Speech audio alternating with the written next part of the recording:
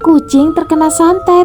Guys, kalian beruntung banget kalau di rumah kalian melihara kucing. Aku punya cerita yang endingnya itu nyesek banget guys. Jadi ada satu keluarga yang melihara kucing. Kucing kesayangannya itu diberi nama si Oren. Nah, suatu malam si Oren gak bisa tidur. Di dalam rumah itu dia kayak lagi bingung gitu, makan gak tenang. Pokoknya mundar mandir terus di dalam rumah. Gak biasa-biasanya si Oren kayak gitu. Nah, akhirnya sama bapak pintunya dibuka biar si Oren bisa keluar. Mungkin aja dia pengen pup kan. Mungkin sekitar 15 menit si Oren keluar. Tiba-tiba waktu bapak keluar si Oren itu udah meninggal. Bapak bilang si Oren rela menaruhkan nyawanya untuk melindungi keluarga kita. Ternyata si Oren semalam gak tenang karena ada orang yang mengirim santet kepada keluarga kami. Dan si kucing Oren mencegah santet itu supaya tidak masuk ke dalam rumah. Akhirnya mengenai si kucing Oren dan si kucing meninggal. Kasian banget guys.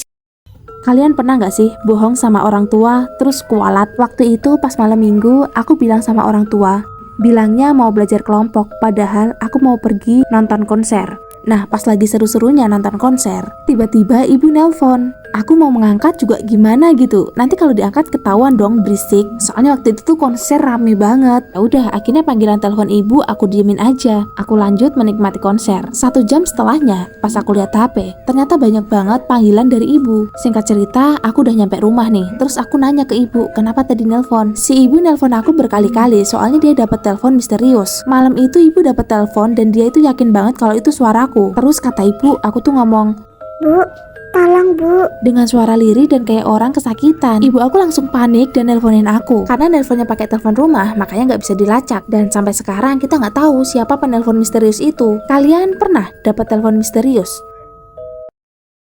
Kenapa sih kalau maghrib-maghrib itu nggak boleh keluar rumah? Ini kejadiannya waktu aku umur 9 tahun. Jadi waktu itu habis asar, ayah ngajakin aku sama ibu pergi ke rumah nenek. Perjalanan ke tempat nenek sekitar 2 jam. Ternyata di tengah perjalanan, ban motornya ayah kempes. Ternyata bocor. Alhasil kita harus pergi ke tambal ban dulu. Tempat tambal bannya kebetulan rame, ngantri. Ya udah, kami semua akhirnya nunggu. Yang ditakutin ayah ternyata kejadian. Kami sebelum maghrib belum nyampe rumah nenek. Perjalanan masih jauh dan kami harus melewati perkebunan karet. Karena waktu itu kita tinggalnya di daerah Lampung. Kalau kalian tahu, perkebunan karet itu sepi, gelap, gak ada orang sama sekali. Nah, waktu itu saat ayah melewati perkebunan karet, tiba-tiba ayah banting setir. Kita bertiga hampir jatuh. Saat ditanya kenapa, ayah diem aja dan langsung ngebut. Pas nyampe rumah, ayah cerita, sebenarnya tadi hampir jatuh karena ayah menghindari anak kecil yang lewat. Yang jelas anak kecil itu bukan manusia. Kalian pernah maghrib di perjalanan? Hati-hati ya.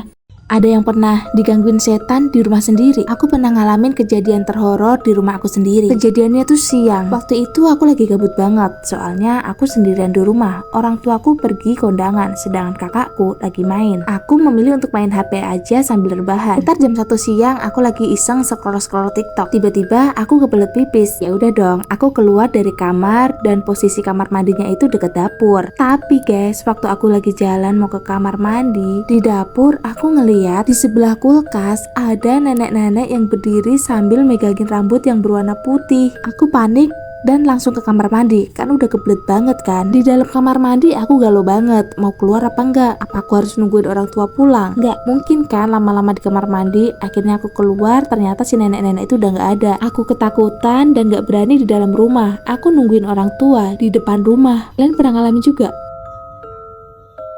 Kejadian horor di malam tahun baru. Satu hal yang wajib ada saat akhir tahun menjelang tahun baru adalah acara bakar-bakar. Gak ketinggalan juga trompet sama kembang apinya. Biasanya kegiatan ini dilakukan sekitar jam 9 malam. Tapi guys, tahun baru kemarin aku ngalamin cerita yang horor banget. Jadi sekitar setengah 12 malam kita udah selesai bakar-bakar.